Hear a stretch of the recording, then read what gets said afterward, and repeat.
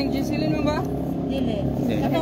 So, musakay na ta para sa Mantigi. Mo ni kaning ilahang pier. We have already paid our fees. So, kaning si sir gina-check niya per boat, no? Maximum of 6 people sa sulod sa bangka. So, go na ta ni ilahang walkway dire sa ilahang pier dire, ano? Kaning sa kanin ilahang na ilang walkway dire. So paingon ta, and then you have to wade through the water now kani, then go to your bangka.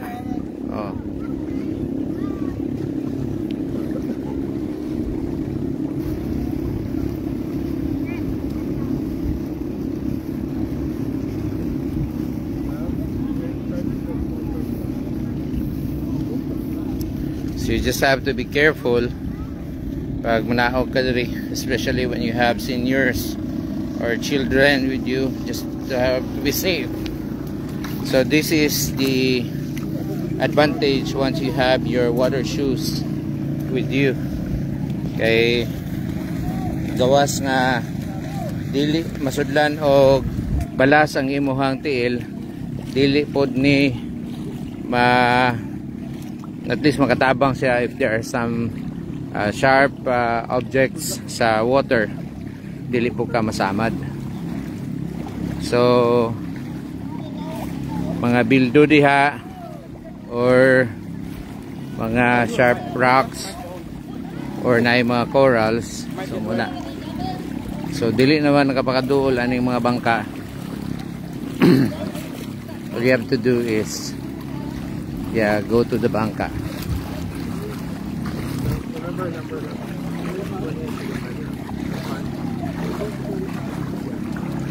So this is how is it para to mga expectation versus reality dia ma-meet food.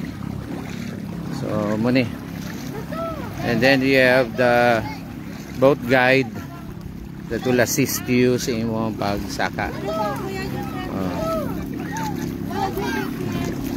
So if you have senior and if you have kids with you, very important yun nga na ay adults nga mag-supervise, na ay adults nga mag-care kang mag-assist.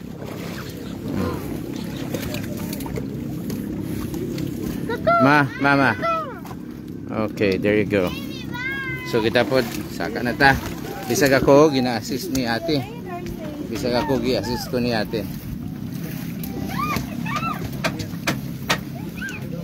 Morning front.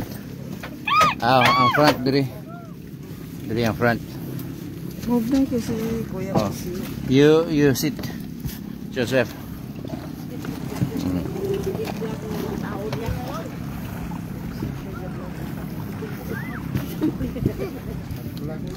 Morning, atubangan tino. Mapil ka sakay? So na si ate yung makita dia Yan ang gihipos ang angkor. Yan ang gihipos ang angkor. Dili ako mo sakay ite okay. So igo gyud kay 6 man siya, no? 3 in each side. Kangkit sa ni kalo. Ay ila siguro. Kati na. Okay. So unsay tawag ani sa ano ganito sa port diri?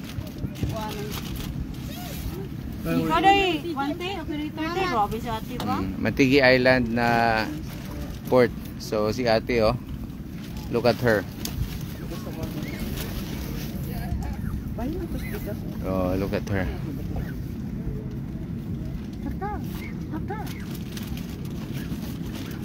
Edward, Jan, thank you very much pag wishing us the best for our vacation. Shout out sa imo diha sa Canada. I hope na naara mo sa maayong kamot. So we have several tourists. So what's good sa Mantigi is na siya mga kakahuyan. Unsay mga kahoy diha tiga ni sa buki asa kanang Mantigi? Oo. Mangyom. Kahoy yung Mantigi. Unsay mga kahoy diha kuya? Mangrove. Mangrove. ka na mga kahoy diya sa island.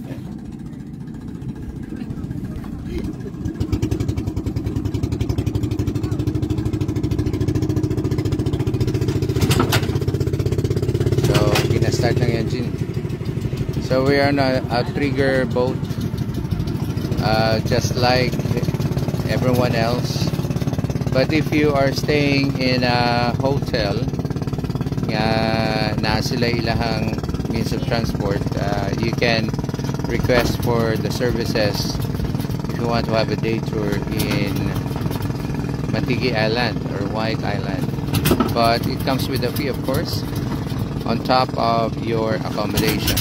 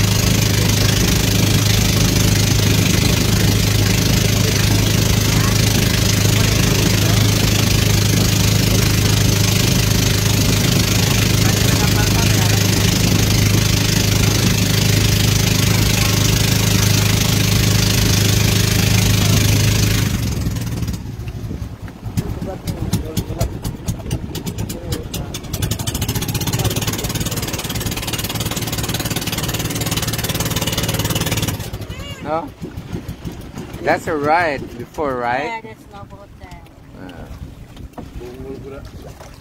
Daddy's speedboat. Yeah, that's Daddy's speedboat, right? Yours? Last year. That's not yours. It's last year. Remember? Mamubungo na kuya? Bungol na daan. Number 35, kuya, no? Okay, number 35. So this is our stop. Manaog ta. So, mura na po tag ka ng nagkuyog, no? Ubani ko ninyo. Sabayan nyo ako sa aking paglalakbay sa mga isla at mga magagandang tanawin sa Pilipinas. Oh, you wait, anak. You wait, anak. Let Daddy go first. Oh, let's go. Let's go. Let's go. Oh, it's deep. Oh no. Oh no. Mamado dear. Oh, it's so deep.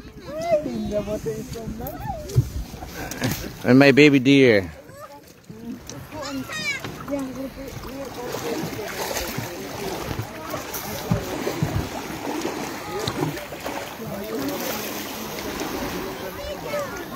So that is a speedboat. Nga imong transport diri if you take that kind of accommodation. And then here, this is the one.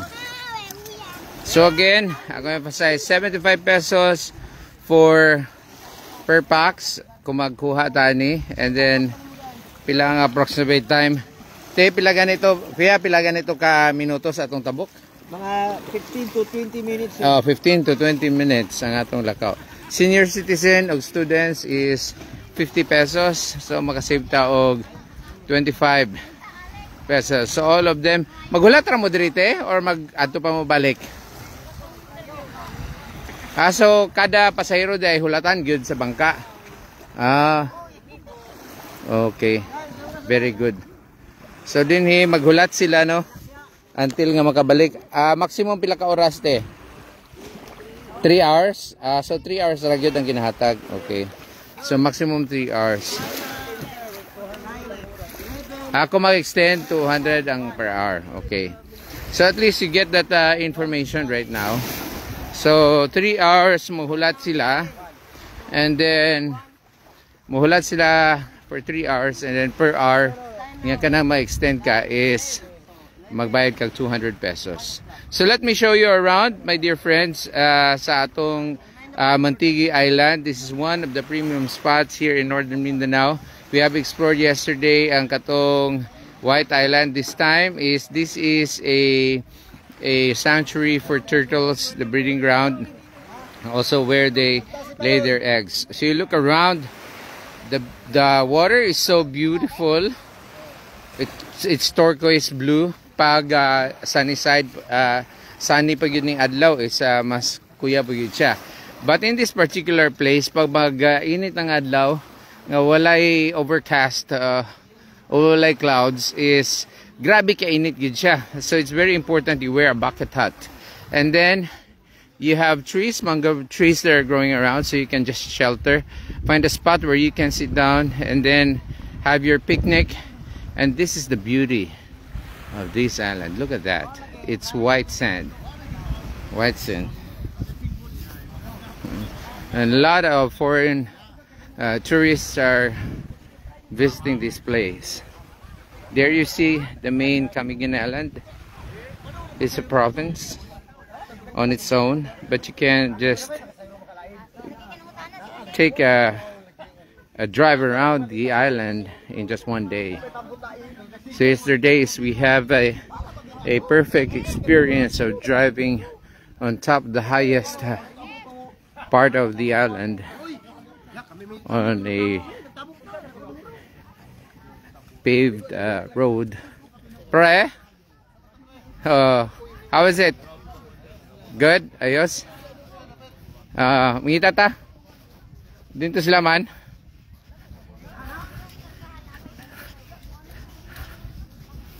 So 3 hours na trip, pre. We can extend for 200. So you gotta do, once you're here, just find a spot ay mga cottages there, and perhaps that goes with a very minimal fee.